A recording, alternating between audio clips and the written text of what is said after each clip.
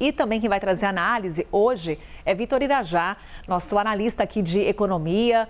Também está lá no CNN Money, atualizando as informações sobre o mercado financeiro para você. Tudo bom, Irajá? Seja bem-vindo. Bom dia, Carol, a você e a todos. Muito bom te receber por aqui, Irajá.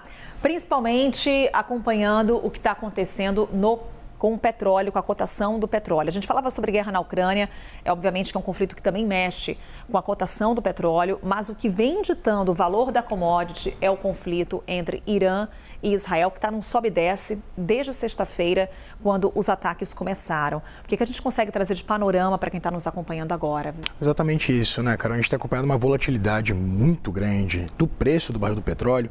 Na sexta-feira, de quinta para sexta-feira, né, durante o pregão de sexta-feira, o petróleo, inclusive, chegou a subir, os principais contratos futuros de petróleo chegaram a subir mais de 7%, fecharam o pregão em alta de mais de 7%. Houve um arrefecimento exatamente dessas altas depois da reabertura do mercado, às 7 horas da noite, horário de Brasília, de domingo, com uma expectativa de um arrefecimento da guerra. Porém, com essa escalada que a gente acompanhou durante os últimos dias desse conflito entre Israel e Irã, hoje os preços já também estão muito pressionados.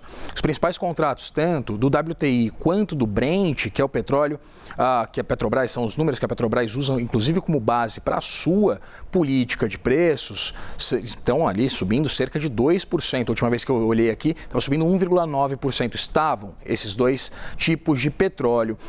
Isso, na verdade, denota exatamente esse temor por parte do mercado em torno exatamente desse cenário de completa incerteza que a gente tem acompanhado, dada a escalada da guerra.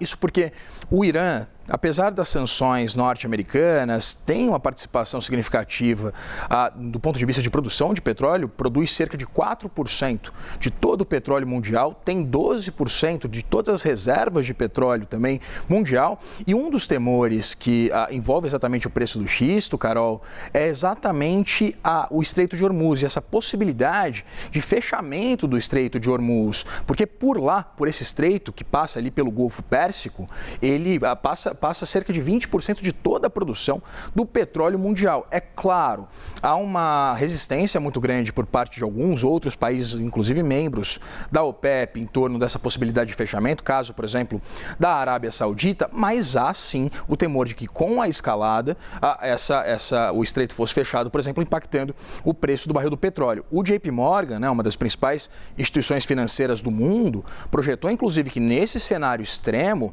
o preço do barril do petróleo poderia atingir cerca de $120, ou seja, hoje a gente está ali no patamar de perto de $75, já pressionado, né? Isso depois de um arrefecimento do preço do barril do petróleo desde o início do governo de Donald Trump, e agora há esse temor. Isso porque, num primeiro momento, os ataques de Israel ao Irã miraram exatamente as autoridades iranianas e também aqueles espaços onde haveria, segundo Israel, algum tipo de espaço de enriquecimento de urânio, algum tipo de produção nuclear iraniana.